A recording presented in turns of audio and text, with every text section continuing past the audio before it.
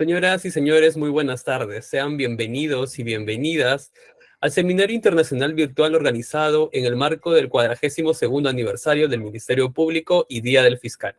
En esta ocasión, saludamos al presidente de la Junta de Fiscales Superiores de Lima Norte, el doctor Marco Antonio Yaipen Zapata, a los integrantes de la Comisión de Evento Académico del Aniversario, el fiscal superior Dani Fernando Campana Añasco, y a los fiscales provinciales Dante Emel Pimentel Cruzado y Marco Antonio Carrasco Campos. A los señores fiscales superiores y provinciales, a nuestro ponente y a todos y todas las asistentes.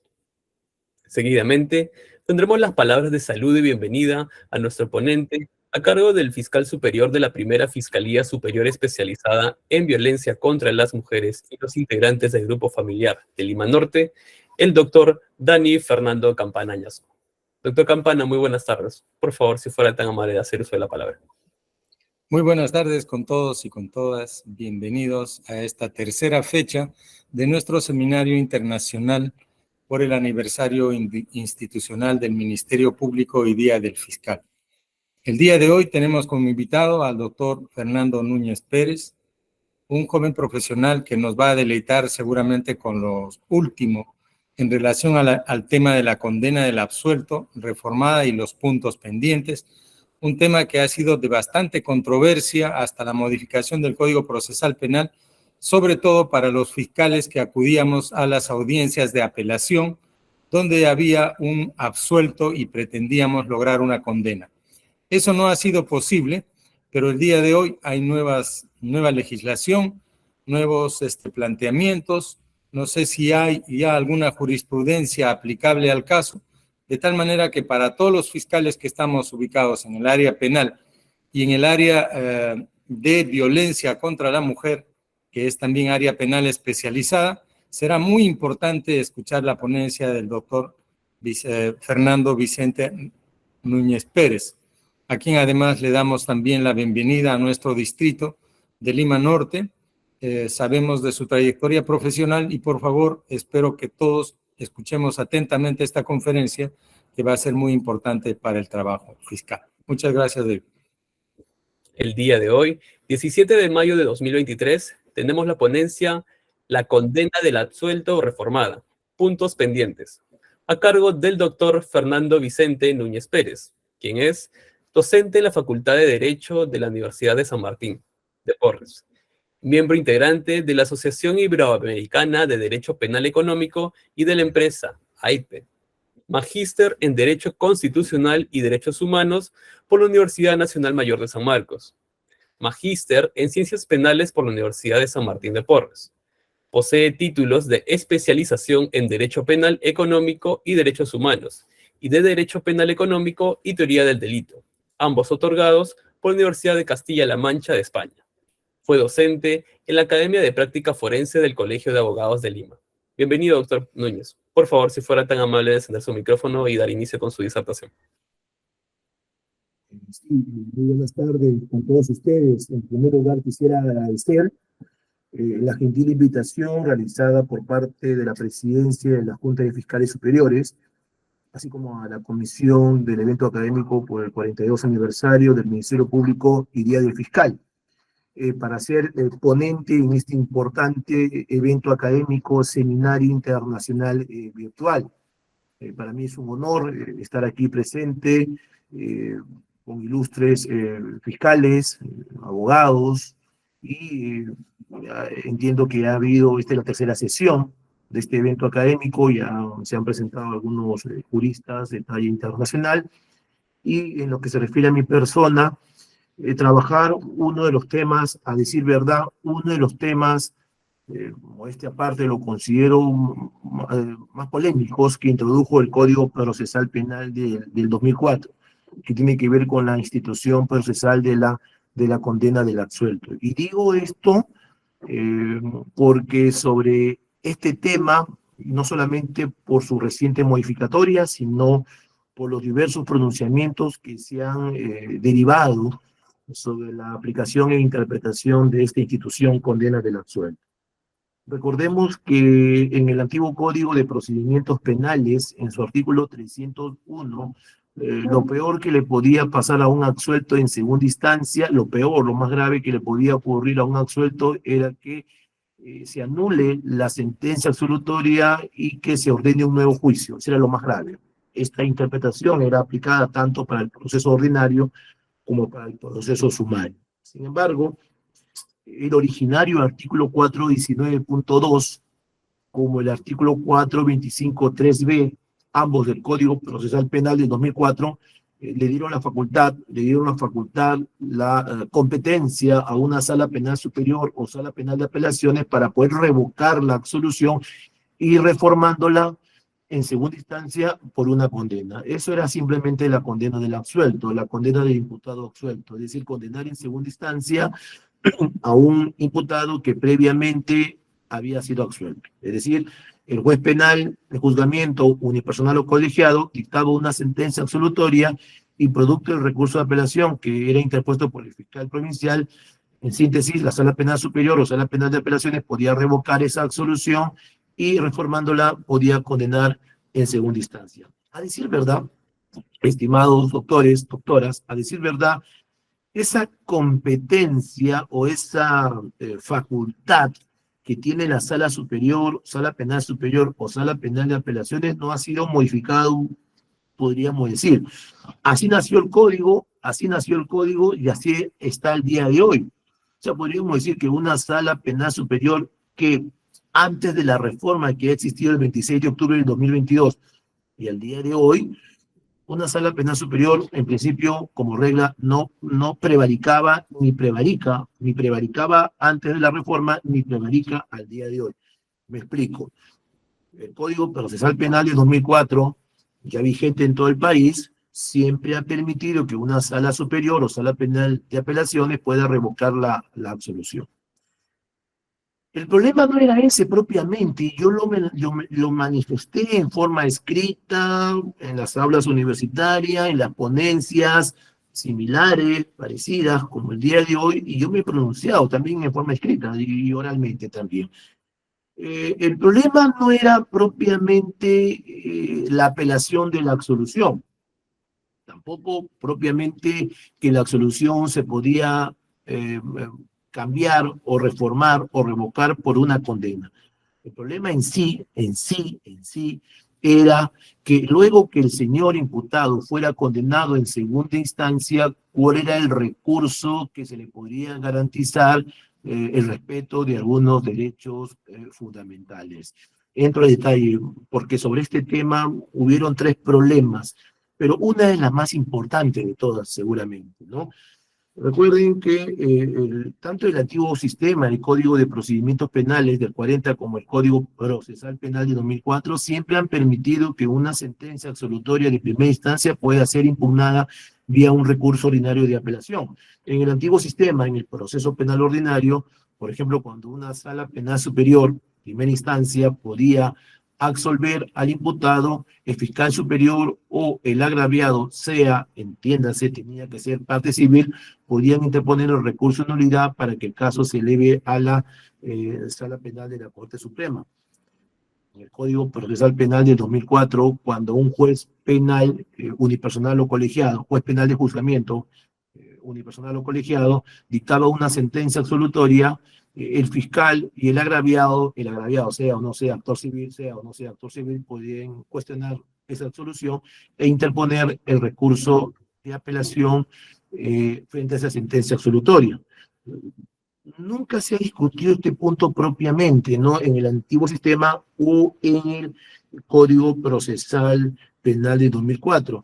A decir verdad, en el derecho comparado, por ejemplo, en los Estados Unidos de Norteamérica, donde muchos colegas seguramente han ido a los Estados Unidos para la capacitación de la implementación del código y seguramente en las pasantías y también habrán ido a la Isla del Encanto, Puerto Rico, porque es un estado asociado de los Estados Unidos de Norteamérica. Se habrán dado cuenta que cuando en los Estados Unidos o en Puerto Rico, cuando el juez técnico te dice no culpable, que sería un equivalente al absuelto, no culpable, o el jurado declara el veredicto diciendo no culpable, de nuevo, que es el equivalente al absuelto, esa decisión es una decisión prácticamente de cosa juzgada porque el caso quedó ahí, ¿no? El caso quedó ahí.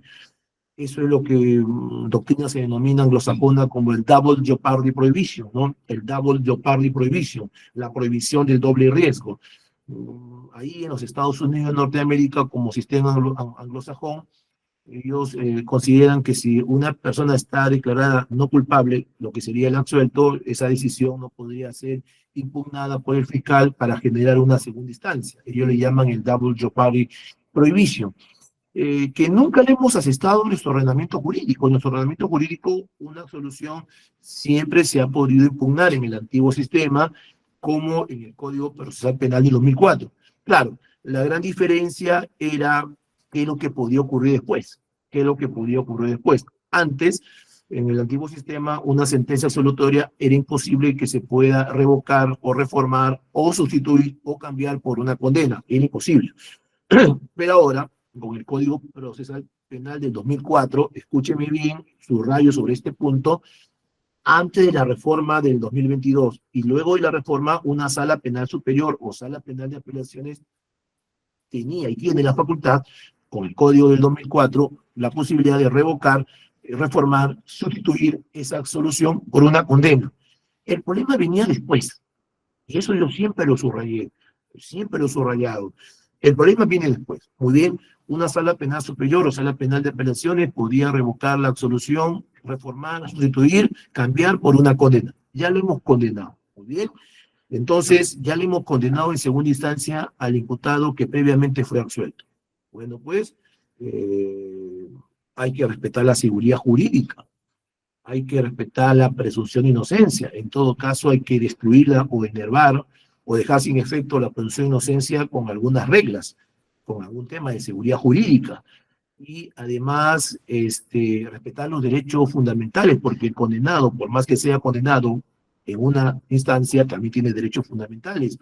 Y sobre todo, hablar algo que hoy también se habla mucho, ¿no? El tema de el correcto funcionamiento de la administración pública, pero en este caso el correcto funcionamiento de la administración de justicia, su legitimidad. ¿En qué medida podemos legitimar una sentencia condenatoria expedida en segunda instancia? Y bueno, pues en el sistema originario del Código Procesal Penal de 2004, donde la Sala Penal Superior o Sala Penal de Apelaciones podía, como facultad o como competencia, revocar la absolución y convertirla en una condena, el condenado lo único que podía hacer para cuestionar su condena era a través de un recurso extraordinario de casación. He ahí el problema, ahí era el problema. El problema, reitero, el problema no era la apelación contra la absolución. El problema no era que la absolución se podía convertir en condena, hasta ahí no. No, el problema venía después. ¿Cómo le brindamos seguridad jurídica a este condenado? ¿Cómo respetamos su presunción de inocencia? O en todo caso, ¿cómo lo enervamos legítimamente su estado de inocencia con una condena en segunda instancia? Si lo único que tenía para cuestionar su condena era un recurso extraordinario, un recurso formalista, un recurso extraordinario, ¿no? Formalista, como ese recurso de casación al respecto, ¿no? Entonces se discutía este punto. Y además, fíjense, miren, yo agregué un argumento adicional, ¿no? El tema de la afectación del principio de igualdad y de no discriminación. Una persona que era condenada en primera instancia podría apelar, que es un recurso ordinario, pero una persona que recién y por primera vez era condenada en segunda instancia no podía apelar. Tenía que interponer para cuestionar su primera condena en segunda instancia un recurso extraordinario de casación. Entonces, había dos condenados, un condenado que podía apelar cuando era condenado en primera instancia y otro condenado que cuando recién y por primera vez era condenado en segunda instancia, solamente tenía en sus manos legalmente interponer un recurso de casación al respecto. Entonces, había una afectación de todas maneras del principio de igualdad y de no discriminación bajo esa regulación al respecto. Sin embargo, como les dije al inicio, sobre este tema han habido diversos pronunciamientos a nivel de Corte Suprema. Y miren, fíjense que yo no me estoy limitando a nivel de Corte Suprema, a nivel de salas penales de la Corte Suprema, en su momento la Sala Penal Permanente y también la Sala Penal Transitoria, ¿no? Que han tenido diversos pronunciamientos, sino que sobre este tema seguramente ustedes habrán podido advertir antes de la reforma, mucho antes de la reforma, no solamente ha habido pronunciamiento de las salas penales de la Corte Suprema, salas penales, subrayo, penal, sino también ha habido en su momento pronunciamiento de la Sala de Derecho Constitucional y Social Permanente de la Corte Suprema sobre este tema. Inclusive se ha pronunciado hasta la Sala Civil Permanente de la Corte Suprema, y alguien dirá, pero ¿qué tiene que ver la condena del absuelto con una Sala Civil de la Corte Suprema que también en alguna medida se ha pronunciado en temas de condena del absuelto? ¿Qué tiene que ver la Sala Civil con condena del absuelto si ellos ven temas civiles nada más? Bueno, pues por ahí hay un pronunciamiento de la Sala Civil en temas de infracción a la ley penal. Imaginemos, hubo un caso se le imputó a una persona de 17 años una infracción a la ley penal de robo con agravantes, y en primera instancia el juez de familia absolvió, no impuso nada, se interpuso recurso de apelación, la sala de familia revocó la sentencia absolutoria y reformándola en segunda instancia impuso medida socioeducativa, ¿no? O sea, se acreditó la infracción a la ley penal bajo la segunda instancia y impuso, por la infracción a la ley penal de robo con agravantes, impuso la medida socioeducativa de internación en un centro juvenil. Entonces, el condenado por infracción a la ley penal que se impuso la medida socioeducativa de internación en un centro juvenil, interpuso recurso de casación. ¿Y esa casación a dónde se elevó? Se elevó a la Sala Civil Permanente de la Corte Suprema al respecto. Seguramente a futuro, cuando se entre en vigencia totalmente ese Código de Responsabilidad Penal Especial del Adolescente, que está en vacatio legis, que está en una suerte de entrada en vigencia poco a poco escalonada en todo el país, veremos con su calendario respectivo esa casación ya bueno, en este caso tendría que haberse elevado a la sala penal de la Corte Suprema, pero ahora con la reforma ha habido un cambio trascendental. Pero bueno, en ese caso les digo, se elevó en un tema de condena del absuelto por infracción a la ley penal, donde en segunda instancia se condenó por infracción a la ley penal de robo con agravantes, se impuso la medida socioeducativa de internación en un centro juvenil. Y bueno, y fue materia de conocimiento por una Sala Civil Permanente de la Corte Suprema al respecto. Entonces, por este tema ha habido mucha agua, ha habido muchos pronunciamientos hasta diversos de distinto ámbito, sala penal permanente, sala penal transitoria, en el lado penal, la Sala de Derecho Constitucional y Social de la Corte Suprema y también la Sala Civil, ¿no? Independientemente a lo que propiamente el Tribunal Constitucional también se ha pronunciado al respecto. Muy bien.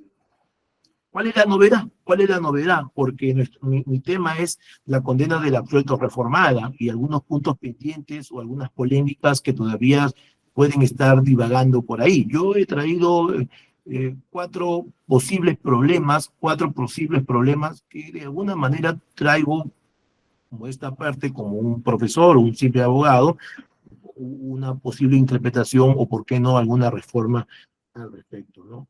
Esta ley 31.592 del 26 de octubre del 2022 ha sido una reforma en principio positiva, esperada, yo lo he puesto así, una esperada reforma, que tiene que ver con la estructura del proceso penal común.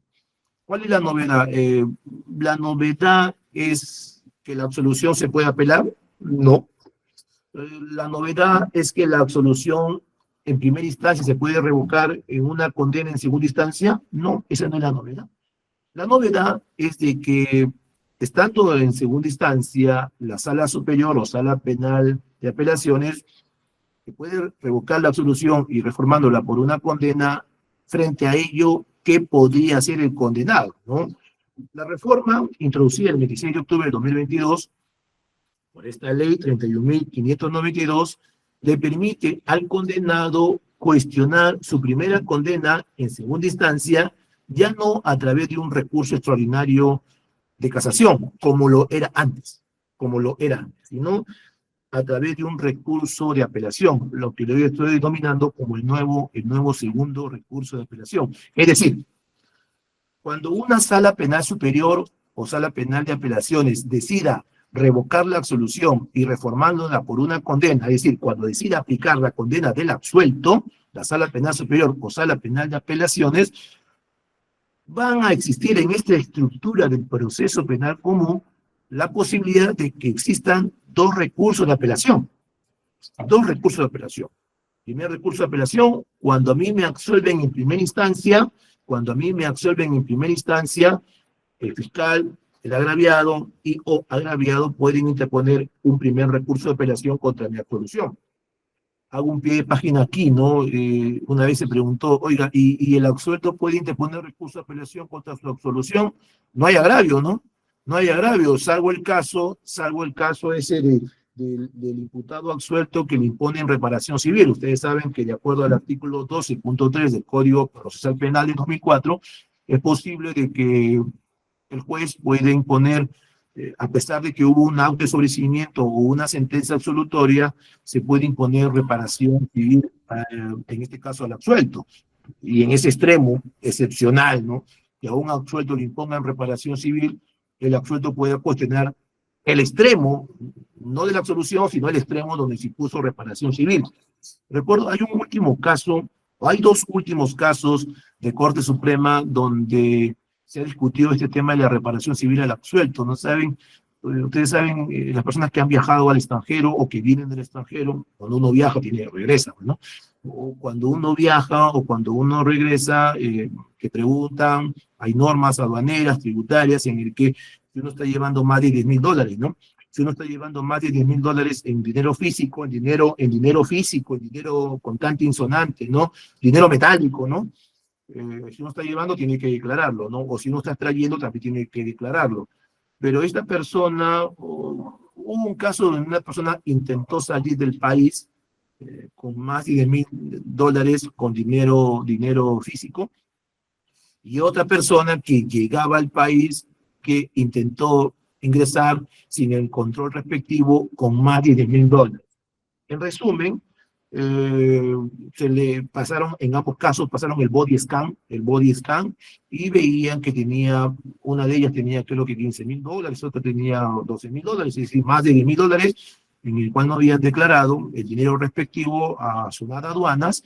Entonces, ese dinero fue retenido, y la UIF le corrió traslado para que tengan un plazo respectivo para que puedan acreditar el origen legal.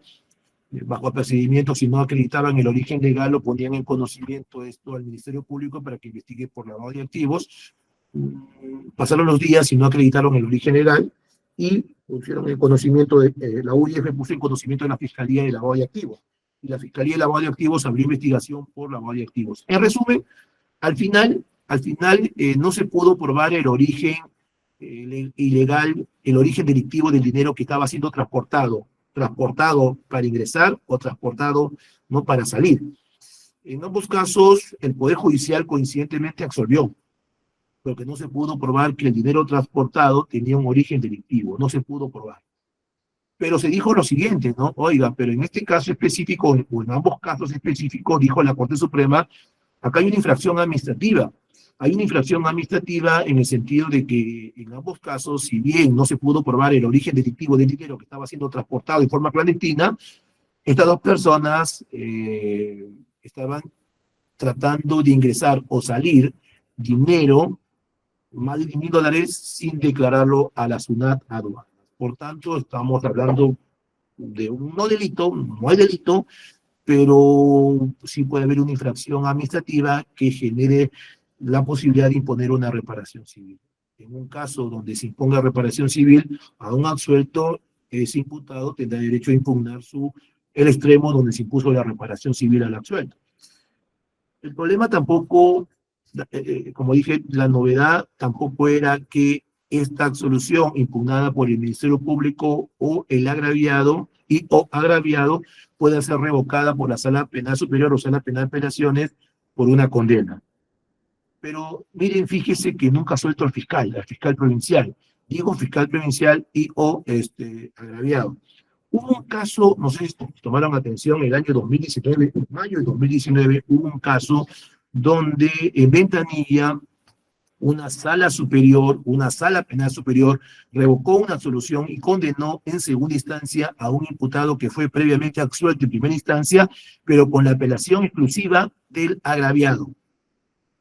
Sabemos que un agraviado puede apelar, interponer recurso de apelación, que es un recurso ordinario, contra el auto de sobreseimiento.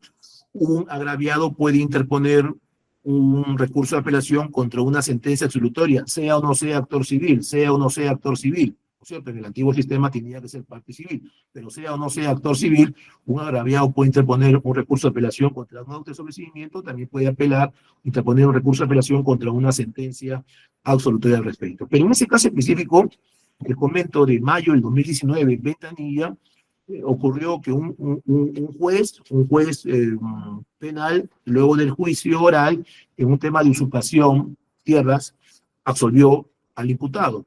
Y el fiscal dijo conforme, el fiscal provincial dijo conforme, pero el agraviado interpuso recurso de apelación. Bueno, en síntesis, ese recurso de apelación originó la segunda instancia y la Sala Penal Superior de Ventanilla, Sala Penal Superior o Sala Penal de Aseveraciones, revocó y la reformó con una condena. Es decir, hubo condena del absuelto con la apelación exclusiva de solo el agraviado, no el fiscal. Entonces se discutió ahí, oiga, y el agraviado tiene pretensión impugnativa, sí, pero punitiva. Tiene pretensión impugnativa punitiva porque la Sala Superior o Sala Penal de Apelaciones revocó y condenó. Impuso una pena privativa de libertad suspendida, pero al fin y al cabo condena lo es. Al fin y al cabo condena lo es. Y ustedes saben que una pena privativa de libertad suspendida tiene reglas de conducta. Y en su momento, si uno desobedece o incumple las reglas de conducta en el periodo de prueba, se puede hasta revocar la suspensión de ejecución de la pena y se puede ejecutar la pena privativa de libertad suspendida. Entonces, felizmente el condenado interpuso recurso de casación, llegó a la Corte Suprema y la Corte Suprema dijo, eso no se hace. En todo caso, la facultad de la condena del absuelto de la Sala Superior, en tanto y en cuanto el fiscal provincial haya interpuesto el recurso de apelación bajo la pretensión de que se condene en segunda instancia. Pero en este caso específico, quien había apelado era exclusivamente el agraviado y no el fiscal había consentido. Cuando se condenó en segunda instancia por la apelación exclusiva del agraviado, se le impuso también, se le condenó y se impuso reparación civil. Bueno, pues, se interpuso casación por el condenado, a través de la casación se dejó sin efecto la condena porque el fiscal no había interpuesto el recurso de apelación, lo que era lógico, pero sí se confirmó, a través de la casación, se confirmó la reparación civil al absuelto. O sea, al fin y al cabo, hubo una absolución, pero se impuso reparación civil. Hubo una absolución con cosa juzgada y se impuso reparación civil al absuelto al respecto. Pero quedaba claro que la pretensión impugnativa punitiva, escúcheme bien, la pretensión impugnativa punitiva no es del agraviado, sino la pretensión impugnativa punitiva es del, en este caso, del fiscal, parto del fiscal. Yo digo, la absolución puede ser impugnada, por supuesto, por el agraviado y también por el fiscal, sí, pero para el tema de condena del absuelto, el debate que siempre se ha señalado era con la posición del fiscal, no del agraviado. Con el agraviado no había debate, con el agraviado su pretensión es, en este caso, civil al respecto. Entonces, la novedad introducida por esta ley, la ley 31.592 del 26 de octubre del año 2022, ha sido que ahora el condenado en segunda instancia puede, que es condenado en segunda instancia, puede interponer un segundo recurso de apelación contra su condena que recién y por primera vez surge en segunda instancia. Entonces, ahí vienen los dos recursos de apelación si vemos el esquema del proceso penal común, que es el proceso base o el proceso ordinario. Cuando me absuelven en primera instancia, el fiscal, quedémonos con el fiscal por un tema metodológico académico, el fiscal provincial puede interponer apelación contra la absolución de primera instancia dictada por el juez penal de juzgamiento unipersonal o colegiado, y luego la Sala Penal Superior, si decide revocar, condenar en segunda instancia, el condenado podrá interponer el segundo recurso, lo que yo llamo el segundo recurso de apelación. La norma habla de recurso de apelación, yo le estoy agregando para poder distinguir del otro el nuevo segundo recurso de apelación, para que este segundo recurso de apelación se eleve a la Sala Penal de la Corte Suprema. Lo que quiere decir que en este esquema de proceso penal común podrían, digo, siempre, porque siempre cabe la posibilidad de que las partes decidan o no decidan interponer el recurso respectivo. Cabe la posibilidad, existe la posibilidad de que las partes puedan interponer un primer recurso de apelación y luego el segundo recurso de apelación cuando se decida la Sala Penal Superior condenar en segunda instancia al absuelto en primera instancia. Lo que quiere decir, además, adicionalmente, estimados doctores y doctoras, de que en este contexto de condena del absuelto, la Corte Suprema va a conocer el caso ya no a través de un recurso extraordinario de casación, sino va a conocer el caso a través de un nuevo segundo recurso de apelación, lo que va a convertir a la Suprema, para este caso específico, en una tercera instancia ordinaria, o también se denomina un órgano de apelación ordinario. Una tercera instancia ordinaria, ¿no? Primera instancia, juez penal unipersonal o colegiado de juzgamiento que absolvió. Segunda instancia, Sala Penal Superior o Sala Penal de Apelaciones, que revocó la absolución y condenó en segunda instancia. Y luego, al interponerse el nuevo segundo recurso de apelación que se eleva a la Sala Penal de la Suprema, la Sala Penal de la Suprema se va a convertir en una tercera instancia ordinaria o un órgano de apelación ordinario al respecto. Sobre este tema, aparentemente, como diría una canción, aparentemente ya estaría resuelto el dilema, ¿no? Sin embargo, ha surgido un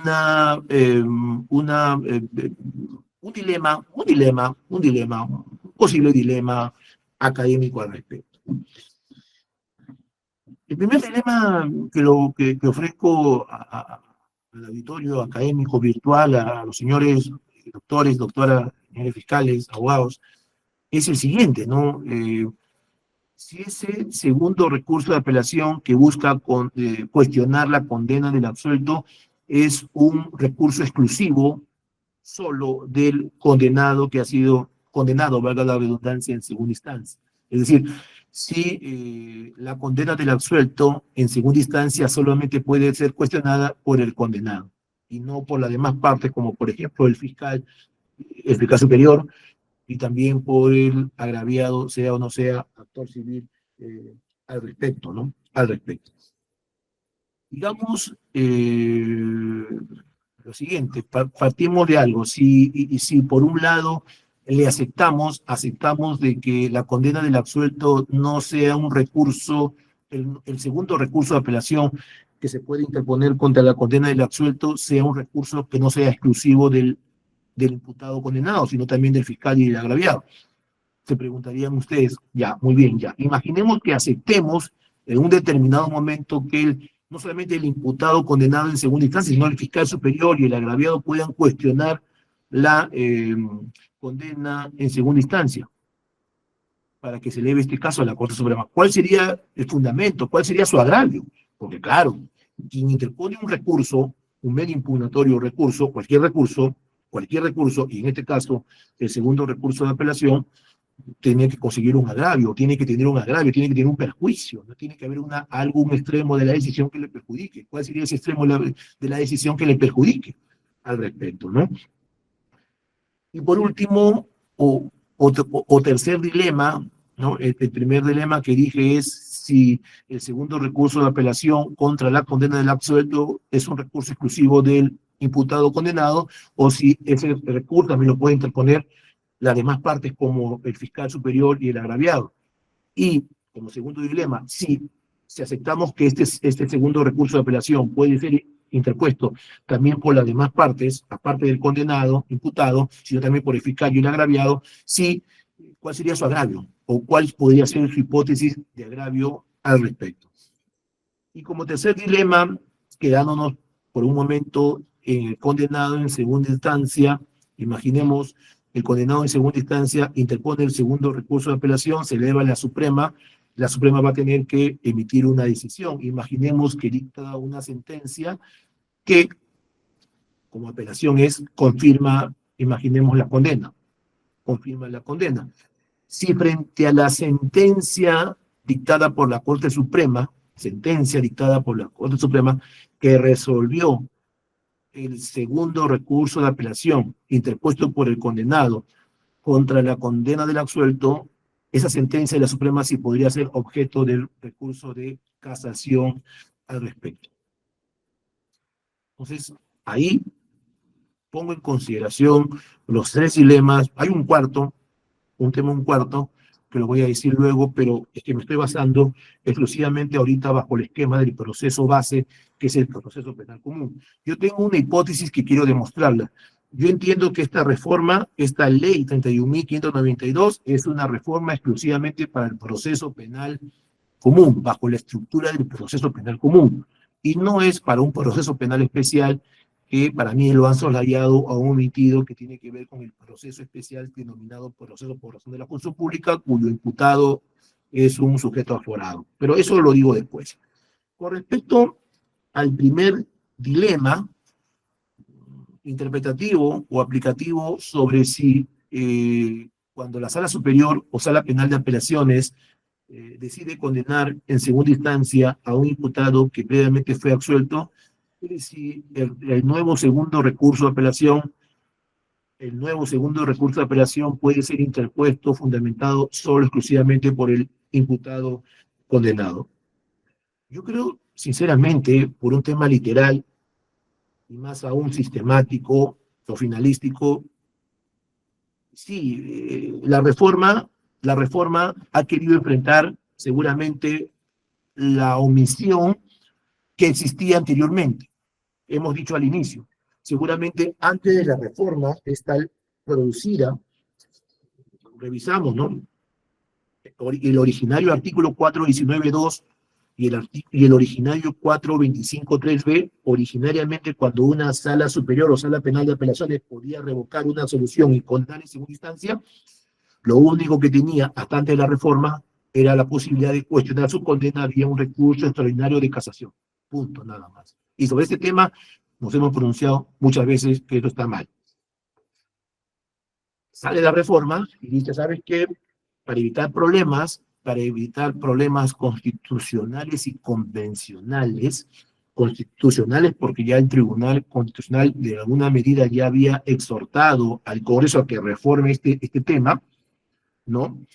Y convencionales porque de una u otra manera ya algunas sentencias se habían pronunciado a nivel de Corte Interamericana de Derechos Humanos, como los casos famosos, el caso Oscar Alberto Mohamed versus Argentina, del 23 de noviembre del año 2012, o la posterior sentencia de Liaquat Ali Alibux versus Surinam del 30 de enero del año 2014, entre otras, que también son importantes tenerlas en cuenta a nivel de Corte Interamericana de Derechos Humanos. Entonces, la reforma entonces dijo, un momentito, si la Sala Penal Superior decide revocar y condenar en segunda instancia, ojo, competencia que no ha sido reformada propiamente.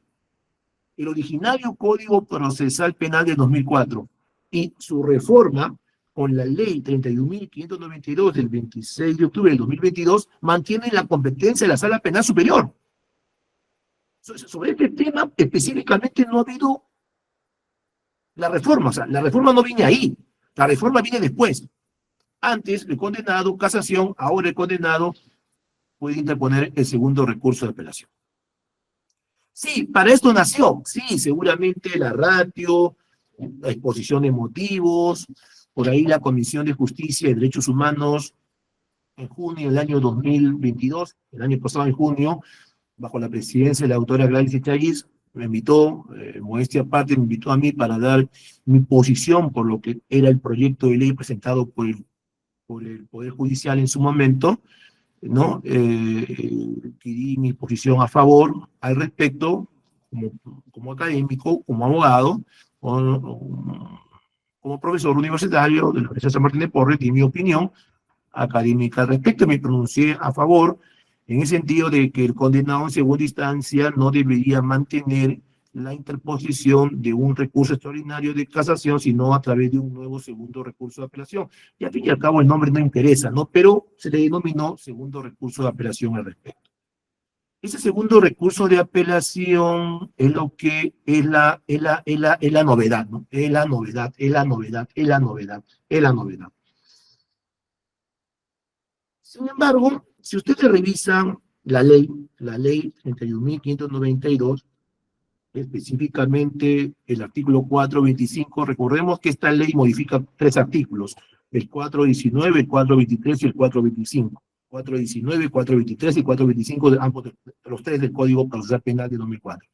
Sin embargo, si ustedes revisan el artículo 425, 3C, se establece expresamente que cuando la sala penal superior o sala penal de apelaciones decida revocar la absolución y condenar al imputado, establece claramente, yo dije un dilema, no es un gran problema, ¿no? Pero dice las partes podrán interponer el recurso de apelación que será de conocimiento de la sala penal de la Corte Suprema. Es decir, en ningún momento te está distinguiendo, te está restringiendo, te está limitando, te está diciendo exclusivamente, solamente quien puede interponer el nuevo segundo recurso de apelación contra la condena en segunda instancia es el imputado condenado o es el condenado en segunda instancia. En ningún momento. Seguramente para eso nació. Para cumplir compromisos internacionales. Recuérdense que el artículo 8.2h de la Convención, artículo 8, numeral 2, literal H de la Convención Americana de Derechos Humanos, establece expresamente de que toda persona inculpada de un delito tiene el derecho a recurrir el fallo condenatorio ante un juez o tribunal superior. Toda persona inculpada de un delito tiene el derecho fundamental a recurrir el fallo condenatorio ante un juez o tribunal superior.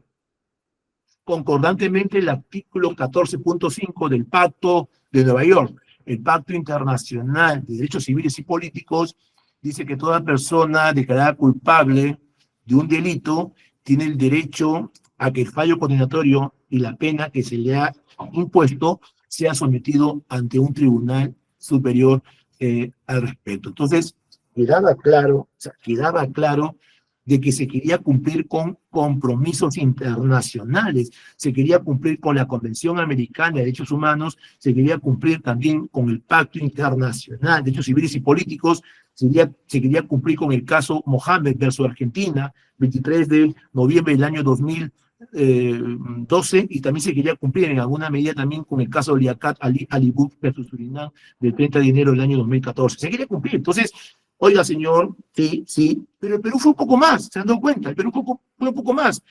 La Sala Penal Superior o Sala Penal de Apelaciones que decida revocar la absolución y reformarla por una condena, en segunda instancia, las partes pueden interponer este nuevo segundo recurso de apelación que va a ser materia de conocimiento por la Sala Penal de la Corte Suprema al respecto. Entonces, bajo esa línea de ideas, el Perú tranquilamente pudo haber dicho en esta ley, el condenado en segunda instancia puede interponer recurso de apelación. El condenado. Acuérdense que el derecho a la pluralidad de instancia es un derecho que tiene un contenido esencial, es un derecho que tiene un contenido esencial, sí, por supuesto, pero también es un derecho que tiene un contenido delimitado por el legislador ordinario.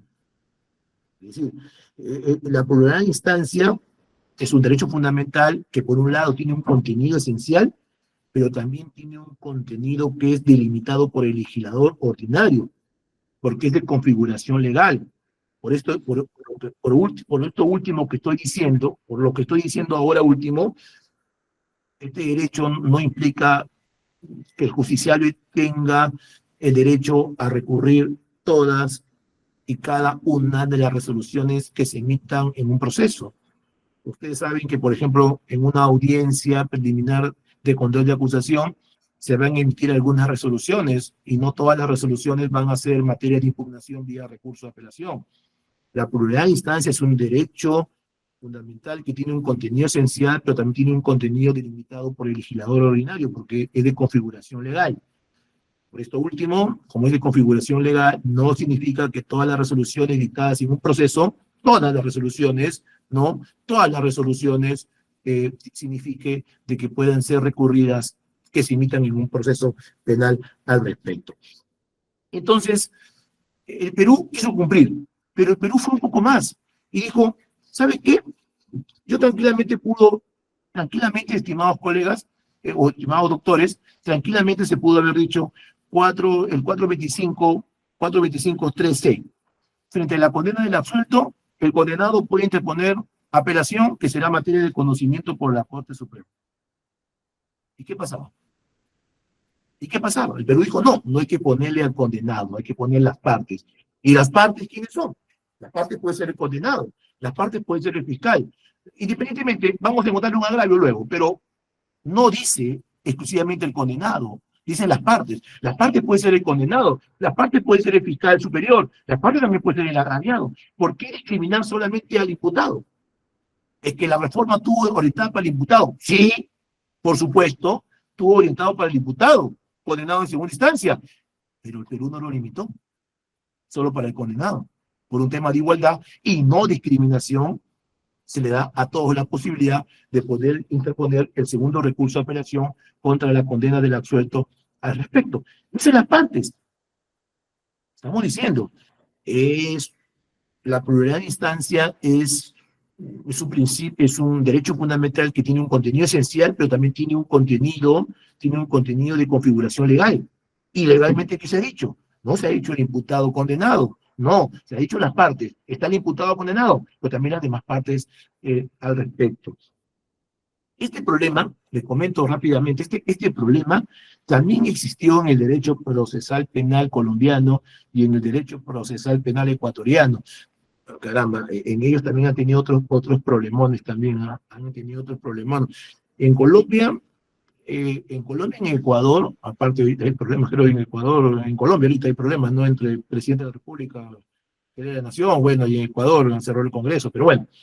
En el derecho procesal penal colombiano y en el derecho procesal penal ecuatoriano, yo he buceado bastante, me he podido introducir en los dilemas que ha habido.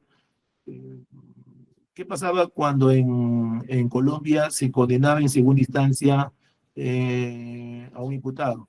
O en Ecuador, ¿qué pasaba cuando se condena en segunda instancia? Bueno, pues en Colombia, actualmente, una persona que es condenada en segunda instancia, el condenado y solo el condenado, escúcheme bien, el condenado y solo el condenado puede interponer un recurso al cual no le llaman recurso. No se llama recurso. Se pudo haber llamado recurso. Aparte el nombre no interesa, lo que importa es el contenido. En Colombia se llama solicitud de la doble conformidad de la primera sentencia condenatoria. En Colombia se llama la solicitud de la doble conformidad de la primera sentencia condenatoria. ¿Qué pasa en Ecuador? ¿Qué pasa en Ecuador cuando te condenan en segunda instancia? ¿Qué puede interponer el condenado? El condenado hoy, ¿qué puede interponer? Se llama un recurso especial del doble conforme. Un recurso especial del doble conforme. El nombre no interesa al fin y al cabo. En el Perú se ha llamado recurso de apelación. Yo como opinante, como un simple profesor, le estoy llamando el nuevo segundo recurso de apelación para poder diferenciar del primer recurso de apelación. En el esquema del proceso penal común, que es un proceso ordinario, ¿no es cierto? Juez penal absolvió, sala penal superior condenó, pero condenó como consecuencia del primer recurso de apelación. Frente a la condena en segunda instancia, se puede interponer un segundo recurso de apelación, un nuevo segundo recurso de apelación. Yo estoy agregando esto de nuevo segundo recurso de apelación, pero al fin y al cabo es apelación. Este segundo recurso de apelación se pudo haber llamado de otra manera, se pudo haber llamado como en Ecuador, como en Colombia, solicitud del doble conforme de la primera sentencia condenatoria, o como llaman en Ecuador, recurso especial del doble conforme. Pero escúcheme, ¿ah? Tanto en Ecuador como en Colombia, el único que puede cuestionar la condena del absuelto, la condena en segunda instancia, es el condenado. El Perú ha ido un poco más.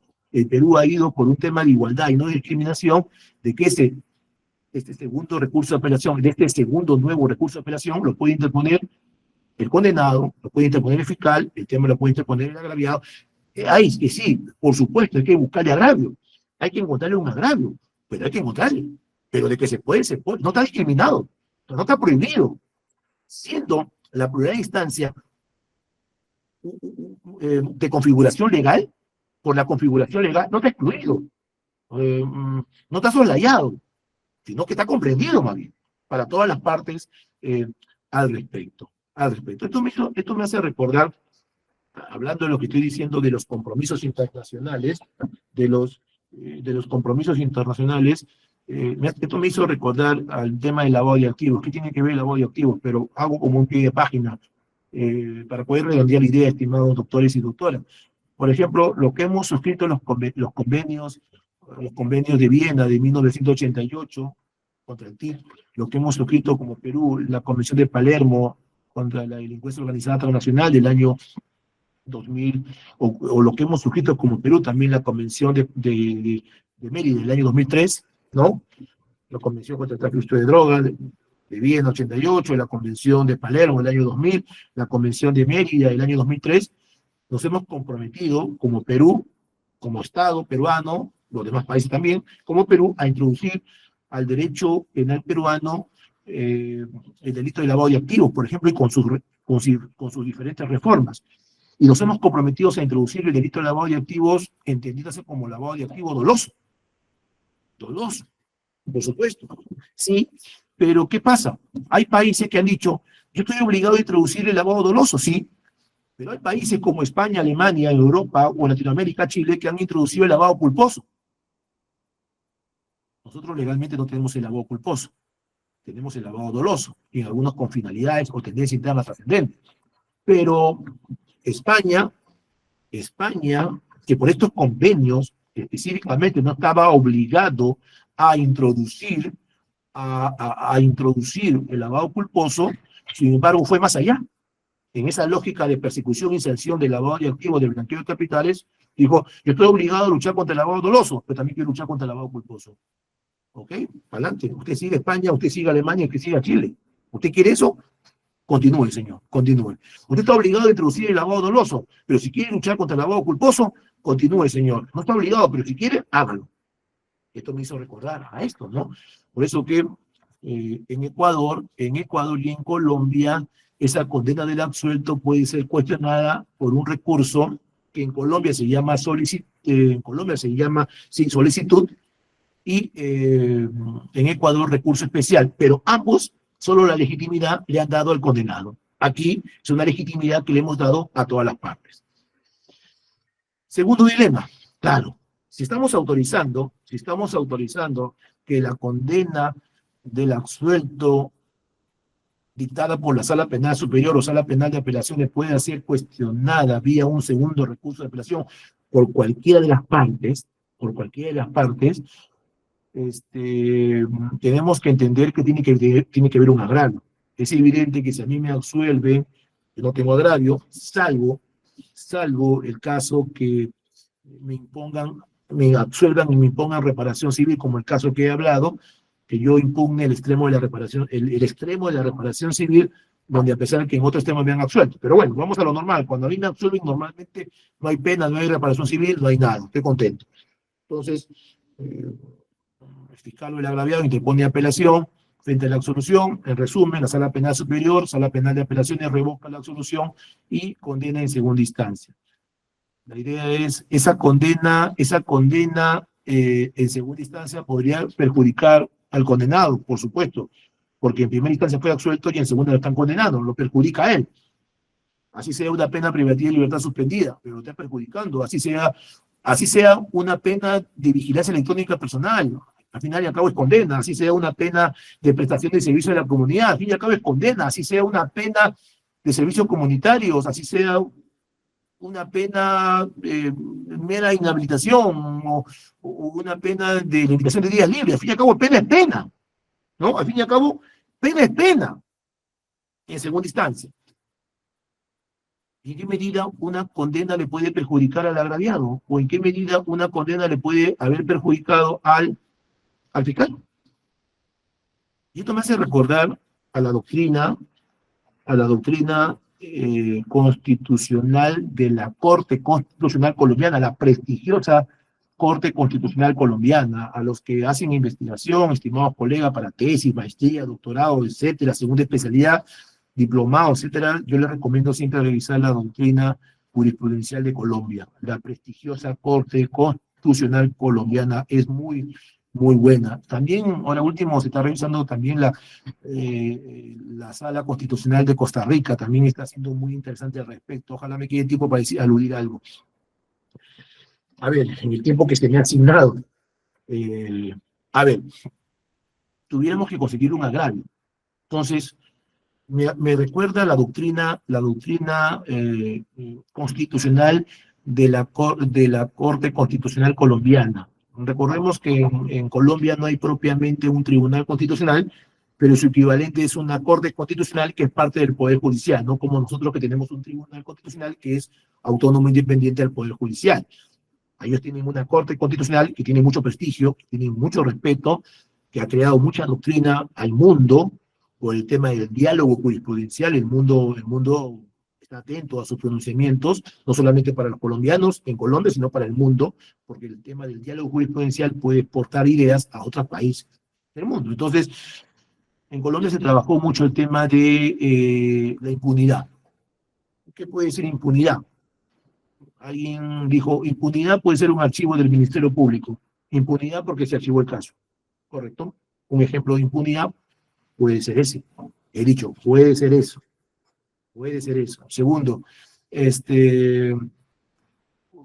un auto de sobreseimiento, un auto de archivo judicial, ¿no es cierto? Un auto de sobreseimiento, o también una sentencia absolutoria. Pero en Colombia se dijo, oiga, ¿y una sentencia de condena también podría ser ejemplo de impunidad? ¿Cómo? Te entiendo que un archivo del Ministerio Público, te entiendo que un auto de sobreseimiento, te entiendo que una sentencia absolutoria, pero una sentencia de condena podría ser ejemplo de impunidad. ¿Cómo si una sentencia de condena podría ser ejemplo de impunidad? Es más, en un caso de condena del absuelto, que se condena en segunda instancia, por un delito que no corresponde, y obviamente por un delito que no corresponde va a imponerse una pena diminuta o una pena que no corresponde, diminuta. Y se discute aquí, ¿no? Una mala calificación jurídica puede llevar a una pena errónea. Muchas veces, a veces se discute, es una pena excesiva, pero también se discute por la pena reducida. A veces se puede afectar el principio de proporcionalidad, no solamente por su exceso, sino también por su defecto también al respecto, ¿no? Entonces, una tentativa de violación sexual, me pongo en la mente, que ha sido imputado de esa manera, que en primera instancia fue absuelto y en segunda instancia la Sala Superior decide revocar y condenar por delitos, lo que ahora se llama tocamientos, actos de connotación sexual o acto libidinoso, el artículo 176A del Código Penal.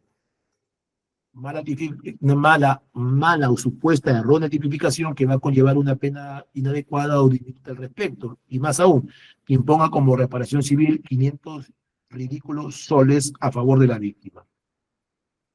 La impunidad no es sinónimo de archivo, de sobreseimiento, de absolución. La impunidad también puede ser sinónimo de condena. Pero sobre una condena, sobre un delito que no le corresponde y por tanto una pena totalmente ridícula, escueta o diminuta que tampoco le corresponde imponer al respecto. Entonces, me acuerdo, ¿no? El debate ese, en el caso Utopía, ¿se acuerdan? En el caso Utopía, homicidio culposo, doloso, ¿no? o el famoso, la discusión del tirón, ¿no? El tirón de cartera. ¿Qué cosa es el tirón de cartera? Hurto, robo, ¿no? La discusión, hurto, robo, hurto, robo, hurto, robo, hurto, robo. Es hurto, robo, es hurto, robo. La discusión, ¿no? Entonces, imaginemos, ¿no? Que la fiscalía, ¿no? Su pretensión es que se condene por robo, la sala superior revoque y condena por hurto, un momentito, esa no es la calificación correcta, estás creando impunidad, estás condenando, pero estás creando impunidad, porque esto no es hurto, esto es robo, y estás poniendo una pena muy escueta, y aparte le estás dando 50 soles de reparación civil a la víctima, entonces esto podría generar una impunidad distinta, diferente en términos de la Corte Constitucional Colombiana al respecto. Entonces, más aún que el artículo 425.3c establece de que esa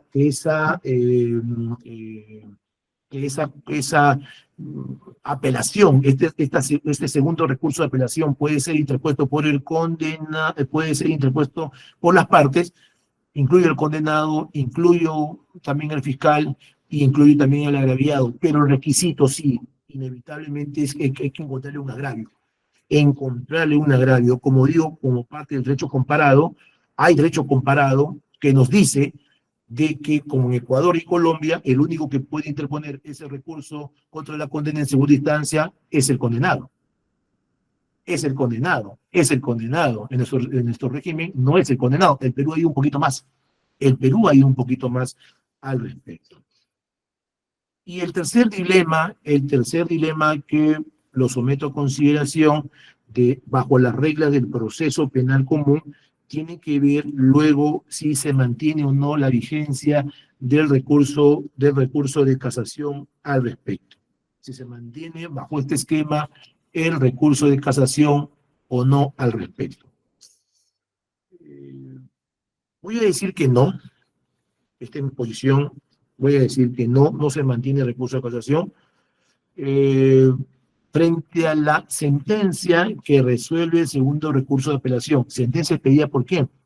Frente a la sentencia expedida por la Sala Penal de la Corte Suprema, que resuelve, recuerden que la Sala Penal, bajo el esquema del proceso penal común, cuando la Sala Penal Superior condena en segunda instancia, decida condenar en segunda instancia y se interponga el nuevo segundo recurso de apelación, para que este nuevo segundo recurso de apelación sea materia de conocimiento por la Sala Penal de la Corte Suprema, la Sala Penal de la Corte Suprema va a actuar, hemos dicho, como una tercera instancia ordinaria o como un órgano de apelación ordinaria. Entonces, va a tener que pedir una sentencia. Esa sentencia, correcto, la que se expida, si puede ser objeto de recurso de casación. Luego. Puede haber muchas posiciones, pero yo me sustento conforme al principio de legalidad procesal que sustenta la existencia de los medios impugnatorios. Yo sustento que no, porque si uno revisa el artículo 425.1, que no ha sido modificado, si uno revisa el artículo 427.1 del Código Procesal Penal, que no ha sido modificado, dice hasta el día de hoy que el recurso de casación procede, entre otros, contra las sentencias, contra las sentencias expedidas en apelación por la Sala Penal Superior. No procede el recurso de casación contra las sentencias expedidas en apelación por la Sala Penal Superior. Y en este caso, ¿qué estaríamos hablando? Sería una sentencia expedida en apelación, ¿pero por quién? Por la Sala Penal de la Corte Suprema al respecto. Alguien ha dicho por ahí, sí, pero se podría interponer un recurso, porque hay dos tipos de recurso de casación, ¿no? Hay un recurso de casación ordinario, podríamos decir normal, y hay un recurso de casación excepcional, ¿no? Del 427.4 del Código Procesal Penal al respecto. Sin embargo, tienen una base, y la base es el 427.1. ¿Por qué? Porque, reitero, ¿no? El 427.1 establece de que justamente el recurso de casación es contra una sentencia expedida en apelación, entre otras, otras resoluciones, sentencia expedida en apelación por la Sala Penal Superior al respecto. sobre este punto, ¿no? Entonces, en conclusión, bajo mi modesta interpretación, que puede ser polémica, que puede ser debatible, no soy el dueño de la verdad, pero debatible al fin y al cabo, estoy sustentando de que el segundo recurso de apelación no es solamente para el condenado, sino también para las demás partes. Como segundo dilema, en tanto las demás partes tengan agravio. Tiene que haber agravio. Tiene que haber agravio. Esa sentencia de condena en segunda instancia que le configure agravio al imputado condenado, que lo tiene seguramente, pero también que le tenga al fiscal superior y también al agraviado. Tiene que haber agravio. Tiene que, no por el solo hecho, sino tiene que haber agravio. Pero mira, se ha avanzado un poco más a lo que tiene Ecuador y a lo que tiene Colombia al respecto. Y, por último, en este esquema del proceso penal común, consideramos de que ya no cabría interponer el recurso de casación, porque el recurso de casación es contra una sentencia, hasta el día de hoy, salvo que se reforme a futuro, contra una sentencia que en apelación por la Sala Penal Superior al respecto. Y en este caso, la Corte Suprema va a resolver el recurso de el nuevo segundo recurso de apelación, no actuando como tercera instancia ordinaria. El recurso de apelación que va a expedir la sentencia no les pide la sala superior, les pide en este caso la Sala Penal de la Corte Suprema al respecto. Hasta ahí, estos tres dilemas que yo he sometido a consideración de los doctores, doctoras, bajo el esquema del proceso penal común, juez penal de juzgamiento unipersonal o colegiado que absolvió, Sala Penal Superior o Sala Penal de Apelaciones que revoca y condenó, y que luego, frente a la condena en segunda instancia, el condenado y eventualmente las demás partes que interpongan el nuevo segundo recurso de apelación para que el caso se eleve a la Corte Suprema al respecto. Sin embargo, hay un tema que ha sido soslayado. Hay un tema que ha sido soslayado al respecto. Yo considero que esta ley 31.592 del 26 de octubre del año 2022 ha modificado, sí, reglas que tienen que ver con el proceso penal común. Ya lo dije hace un rato, no era propiamente el cambio no era de la facultad o competencia que tiene la Sala Superior o Sala Penal de Apelaciones en poder revocar la absolución y reformándola por una condena. Eso no es el fondo, sino lo que viene después, lo que dije hace un rato. Sin embargo, lo que yo he podido apreciar es si esta reforma introducida por esta ley 31.592 se puede aplicar en un proceso penal especial que se llama el proceso por razón de la función pública, que es otro proceso penal emblemático.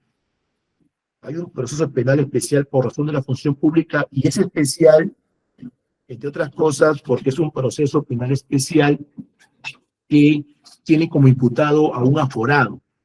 Entre otros, a los altos funcionarios públicos, ¿no?, que están en el artículo 99 de la Constitución, ¿no es cierto? Presidente de la República, congresistas, defensor del pueblo, Tribunal Constitucional, fiscales supremos, jueces supremos, Contralor General de la República, Junta Nacional de Justicia, ¿no? Esos son 9 de 99, ¿no? Los altos funcionarios públicos. Inclusive están los fiscales, como ustedes saben, los fiscales superiores, hacia abajo, los jueces superiores hacia abajo, el Contralor General de la República, perdón, el Procurador Público, los miembros del Consejo Supremo de Justicia Militar Policial. Entonces hay un concepto de aforados, no solamente los altos funcionarios públicos, sino también los otros, se llama el código, los otros funcionarios públicos que tienen que ver con el correcto funcionamiento de la administración de justicia. Entonces, ¿qué pasa? Este proceso penal especial por razón de la función pública no solamente se caracteriza por tener como imputado a un sujeto procesal llamado aforado, sino que también es un proceso especial que, como pueden advertir, en algunos casos es un proceso que se inicia y termina en Corte Suprema. Pero por otro lado, también hay un proceso dentro de este razón de la función pública que se inicia en Corte Superior y termina en Corte Suprema al respecto. Repito, es un proceso penal especial por razón de la función pública, que es especial porque tiene como imputado a un señor o señora que se llama aforado. Pero también es un proceso penal especial porque, por un lado, se inicia en Corte Suprema y termina en Corte Suprema. O se inicia en Corte Superior y termina en Corte Suprema. Se inicia en Corte Suprema y termina en Corte Suprema vía recurso de apelación. O se inicia en Corte Superior y termina en Corte Suprema vía recurso de apelación. Para este tipo de proceso no se podría aplicar o no se podría interponer ni el recurso de casación, ni el nuevo segundo recurso de apelación contra la condena del absuelto. Si ustedes revisan 4 artículos o 4 partes de este proceso por razón de la función pública, si ustedes revisan el artículo 450, si ustedes revisan el artículo 450.7, el artículo 453.3, el artículo 454.3 y el artículo 454.4, los cuatro, 450.7, revisen, el artículo 453.3, el artículo 454.3 y el artículo 454.4, revisen. ¿Qué pasaría si en este proceso, por razón de la función pública, como ha ocurrido, qué pasaría si en este proceso, por razón de la función pública, se aplica la condena del absuelto? Sea que se inicie en Suprema y termine en Suprema, o sea que se inicie en Superior y termine en Suprema. Imaginemos que la segunda instancia decide aplicar la condena del absuelto en segunda instancia, como ha ocurrido. A un fiscal provincial en Huánuco, se le imputó el delito de cohecho pasivo. Un delito de cohecho pasivo porque dice, dentro de su función, pidió una coima para resolver de determinada manera. Entonces, resumiendo, él se le imputa un delito de función, fiscal provincial, él tuvo que ser juzgado a nivel superior y a nivel supremo. En primera instancia, la sala penal especial superior lo absolvió. El fiscal superior interpuso recurso de apelación y la Suprema revocó la absolución y reformándolo lo condenó en segunda instancia. ¿Qué se puede interponer frente a esa condena en segunda instancia bajo las reglas del proceso penal especial por razón de la función pública? ¿Se puede interponer recurso de casación?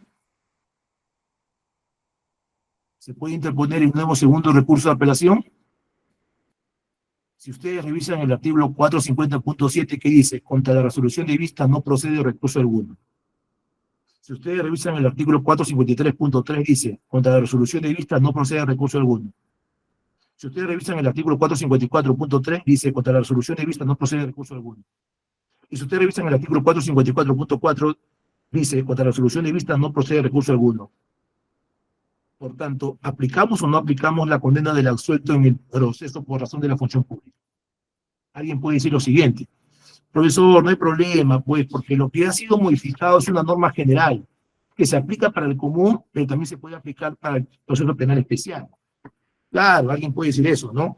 Claro, las reglas del proceso penal común, como norma general, se puede aplicar a las normas especiales del proceso por razón de la función pública.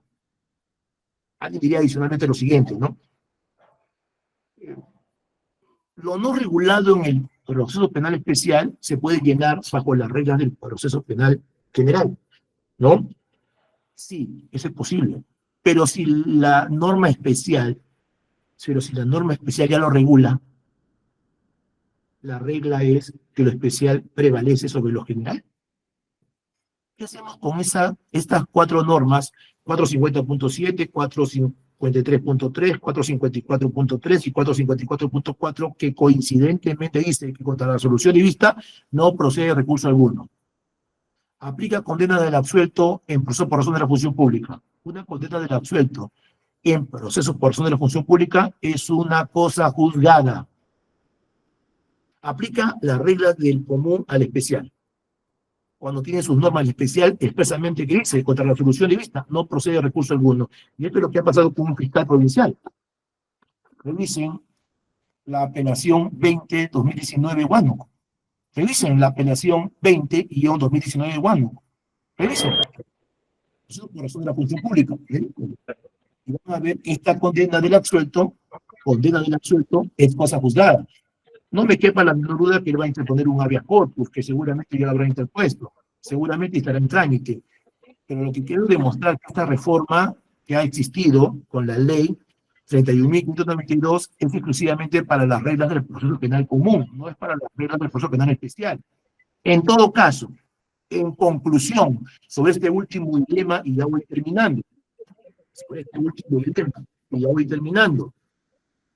¿será posible aplicar la condena del absuelto en el proceso por razón de la función pública? Yo entiendo, conforme está regulado ahorita el proceso penal especial por razón de la función pública, donde solamente hay apelación, ¿no? En algunos casos se inicia en Suprema y termina en Suprema vía apelación, pero en otros casos se inicia en Superior y termina en Suprema vía apelación, donde no hay la casación acá y no hay segundo recurso de apelación, no se condena en segunda instancia porque esa resolución genera cosa juzgada, una interpretación, ahí se está acoplando por favor,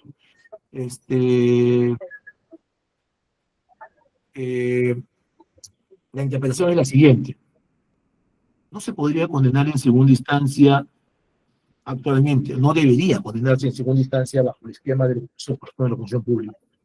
Lo peor que le podría pasar a un absuelto de segunda instancia es lo que el antiguo sistema, ¿no? Que se anule la absolución y poner un nuevo juicio. Pero si se quisiera condenar en segunda instancia, si se quisiera, se pretendería condenar en segunda instancia bajo las reglas del proceso penal especial por razón de la función pública, tendría que haber una reforma legal. Tendría que haber una reforma legal diciendo expresamente que lo decidido por la Sala Penal Suprema podría ser objeto de un segundo recurso de apelación para que sea de conocimiento por otra Sala Penal de la Corte Suprema al respecto. Yo he visto dos casos, de repente puede haber hasta más, donde se ha condenado en segunda instancia bajo las reglas del proceso por razón de la función pública, y esa decisión es cosa juzgada. Acá tengo uno, pero yo he visto otro por ahí, está divagando bajo las reglas del proceso por razón de la función pública al respecto.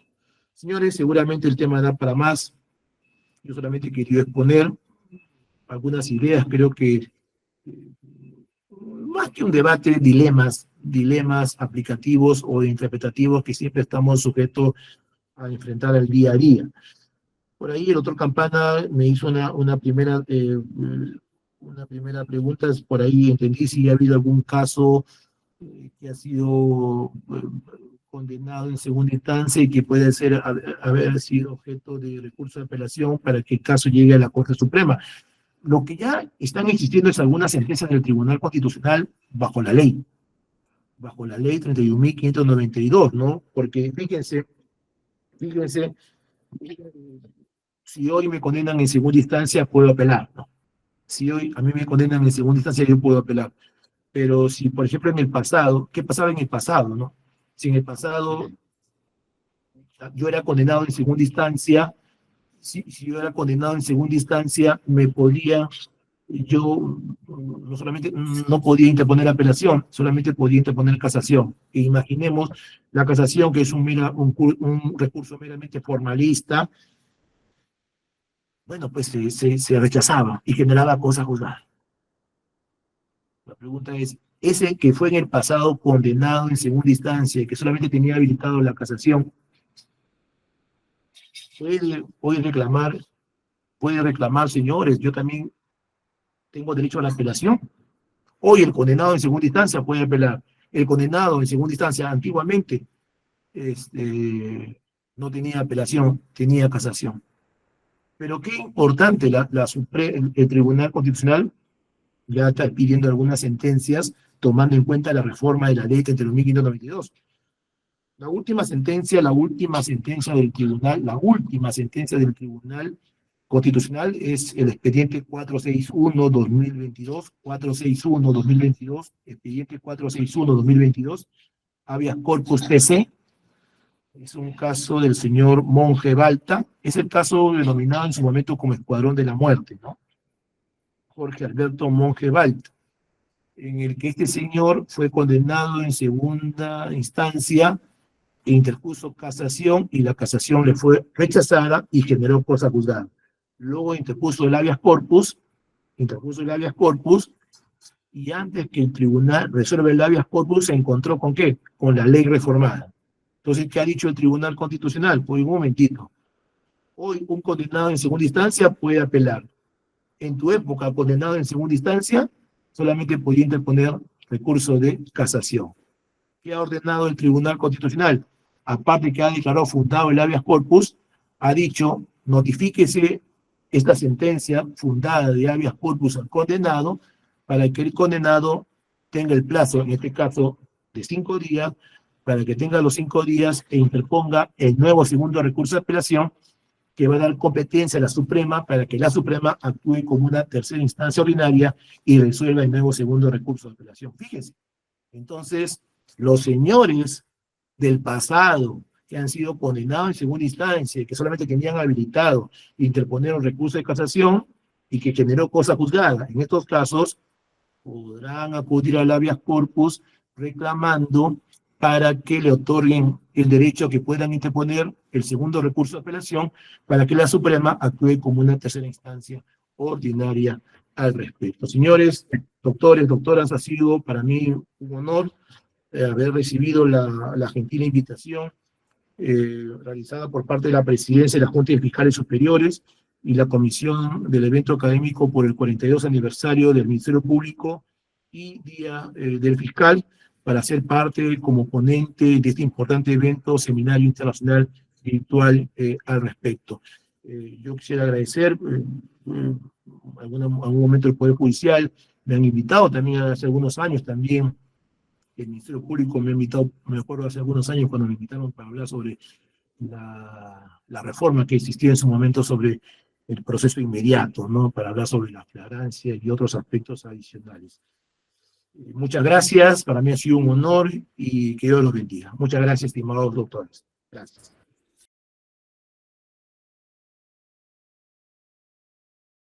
Sí, muy buenas noches. Felicitaciones al ponente por su excelente exposición que ha hecho. Y quisiera poner a su consideración 2 reflexiones. Primero, si usted considera que pueden ser ejemplos de no punibilidad cuando se le sentencia a se le absuelve a una persona por el delito, sin embargo, se le aplica una reparación civil. El ejemplo es de que estaríamos que este señor no ha cometido delito, no hay responsabilidad penal, pero sin embargo sí ha cometido un ilícito civil, por lo que sí se le condena a una reparación civil. Para usted, ¿sería este un ejemplo de no punibilidad? Y la otra reflexión, doctor, es de que me parece que en el caso de que usted está diciendo de la no posibilidad de interponer un recurso de apelación, pero si bien es cierto está establecido en el Código Procesal Penal, también tenemos que tener en cuenta que la instancia plural es un derecho constitucional, por lo que creo que siempre se debería dar la posibilidad de tener una segunda instancia, porque esto ya ha sido establecido tanto en el derecho convencional como en el derecho constitucional. Totalmente de acuerdo, pero acá hay una omisión del legislador. Así como hubo una omisión del legislador con el proceso penal común, en el que a pesar que era condenado en segunda instancia, le daban la posibilidad del condenado de interponer casación. Miren, casación, a pesar, esa casación era un recurso de todas maneras diminuto, escueto o hasta omisivo. Es más, este problema lo enfrentó en su momento en el 2014 Colombia, y Colombia dijo de que había una inconstitucionalidad por omisión. Por omisión. En Colombia no dicen inconstitucional, en Colombia hablan de inexequible. Era inexequible o inconstitucional por omisión. Y hubo toda la reforma. Es más, en Colombia hasta se reformó su código procesal, su constitución. Si usted revisa el artículo 235 de la Constitución colombiana, ahí hablan en el artículo 235 justamente de contra la condena del absuelto, el condenado puede presentar la solicitud, no recurso, sino solicitud del doble conforme de la primera sentencia condenatoria. Se debe reformar, por supuesto, se debe reformar el Código Procesal Penal en el tema de razón de la función pública, por supuesto. O bueno, o en todo caso, si no lo queremos reformar en razón de la función pública, entonces no condenemos en segunda instancia, no lo condenemos. En todo caso, anulemos la absolución y ordenemos un nuevo juicio. Pero claro, eso sería volver al antiguo sistema, ¿no? Del Código de Procedimientos Penales del artículo 301 del año 40. Pero si queremos aplicar condena del absuelto en el proceso por razón de la función pública, reformemos el Código Procesal Penal, reformémoslo, diciéndole que el condenado en segunda instancia puede interponer recurso de apelación, el nuevo segundo recurso de apelación, y habilitar quién va a ser la nueva Sala Suprema que va a conocer ese segundo recurso de apelación al respecto. Sobre el tema de la reparación civil al absuelto, queda claro de que el proceso penal tiene acumulado un proceso civil, algo así como que la pretensión penal y la pretensión civil ambas tienen una autonomía, una independencia, pero que se ven ambas en el proceso penal, independientemente a que en el ámbito penal no haya tipo penal, puede haber una antijuricidad o una ilicitud civil. Eso sí, el hecho de que la conducta no sea delito y por tanto no haya pena, y que la conducta sea una ilicitud civil y por tanto se imponga una reparación civil, exige algo importante. Tienen que probarse los hechos ilícitos. Frente a hechos inexistentes no puede haber ni delito, por tanto pena, ni ilícito civil, ni reparación civil. Se tienen que probarse los hechos, y los hechos que tengan connotación por lo menos civil, independientemente a que no sea penal.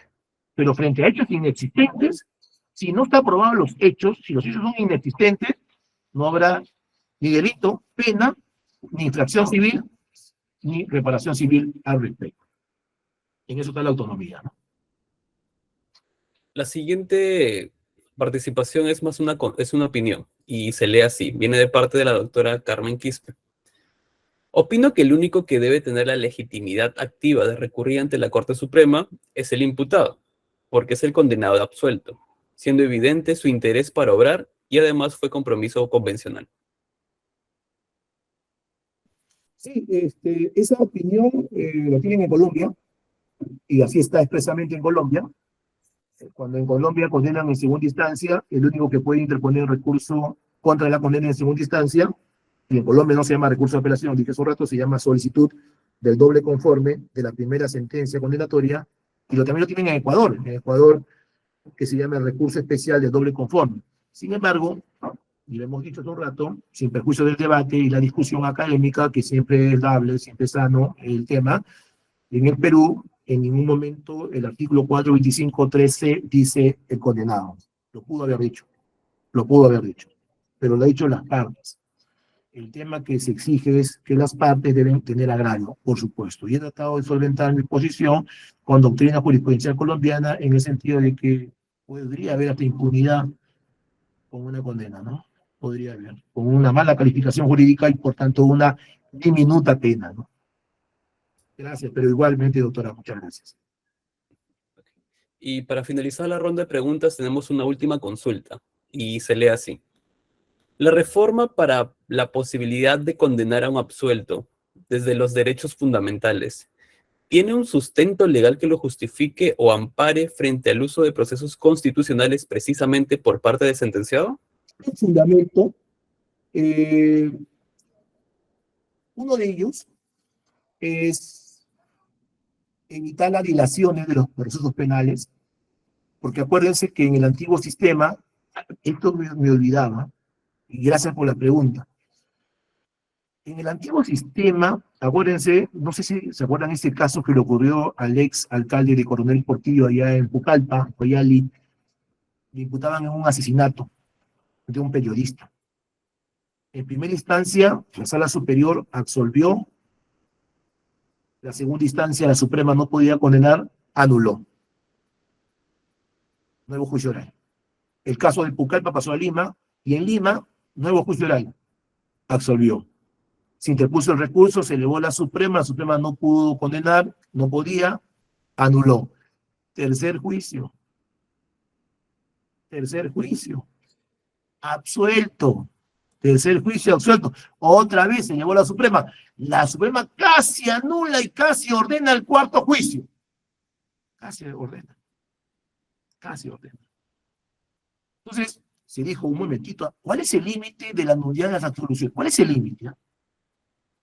¿Cuál es el límite? ¿Hasta cuándo vamos a seguir anulando absoluciones?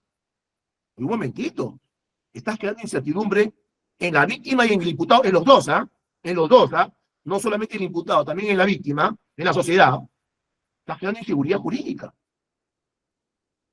Entonces se dice, un momentito, hay que resolver un problema. ¿Cuál problema? Hay que resolver el fondo. ¿Por qué no confirman la absolución? ¿O por qué no revocan la absolución por una condena? Pero dime el fondo, pero resuelve el problema de una vez. Entonces, detrás, doctora, del tema legal o doctor y del tema constitucional está el derecho a un proceso sin dilaciones indebidas. El derecho a un proceso donde se respete el plazo razonable. O sea, detrás de ello, resuelven, ¿sabes qué? O me confirman mi absolución o me revocan mi absolución y me convierten en condena. ¿Esto qué cosa es? El derecho a un proceso penal sin dilaciones indebidas. Al plazo razonable. Fíjense, miren. Tal vez así, escuchen, en la última sentencia que he citado, ya el tribunal ha dicho algo. Parece que se viene una doctrina interesante. Ustedes saben lo que pasa en Costa Rica. Yo he citado sobre todo a Costa Rica. Dije, aparte de Colombia, he citado a Costa Rica. Ustedes saben, lean el artículo 466 bis, último párrafo del Código Procesal Penal de Costa Rica. Lean el 466.bis, que ha sido interpretado por la también prestigiosa Sala Constitucional de Costa Rica. Ustedes saben lo que pasa cuando a mí me absuelven en Costa Rica, en primera instancia me absuelven, se interpone el recurso, se eleva el superior no puede condenar, allá no se puede condenar, anula, ordena un nuevo juicio. ¿Sabes qué pasa en Costa Rica si el nuevo juicio oral de primera instancia me absuelve? ¿Saben lo que pasa? ¿Saben lo que pasa si un nuevo juicio oral me absuelve? En Costa Rica, ¿saben alguien? ¿Alguien sabe lo que pasa en Costa Rica si me absuelven en segunda instancia? ¿Alguien sabe lo que pasa? Esa absolución es cosa juzgada. He dicho Costa Rica, porque es un país que está en la Corte Interamericana, es un país donde tiene una prestigiosa Sala Constitucional de la Suprema. En Costa Rica, una segunda absolución producto de una nulidad, repito, a mí me absuelven, interpongo el recurso, el superior que no puede condenar anula la absolución, nuevo juicio oral, segunda absolución. La segunda absolución es cosa juzgada. Igual ocurre en la República Dominicana, igual ocurre en Panamá. Revisen la última sentencia sobre condena del absuelto. Algo ya se trama al tribunal. De repente el tribunal en cualquier momento va a sacar una sentencia, porque ya citó a la Corte, a la Sala Constitucional de Costa Rica, ya ha citado lo siguiente, algo parecido. El jus puniendi debe tener límites. Debe tener límites. Un perseguidor no puede ser al infinito. No puede ser al infinito. O sea, absuelto, apela, nulo. Absuelto, apela, nulo. Absuelto, apela, nulo. Un momentito, ¿cuál es el fin? ¿Cuál es el fin? Dos absoluciones en Costa Rica, en Panamá, en República Dominicana, es cosa juzgada. En Estados Unidos, una absolución en primera instancia es cosa juzgada. Muchas gracias, doctora o doctor.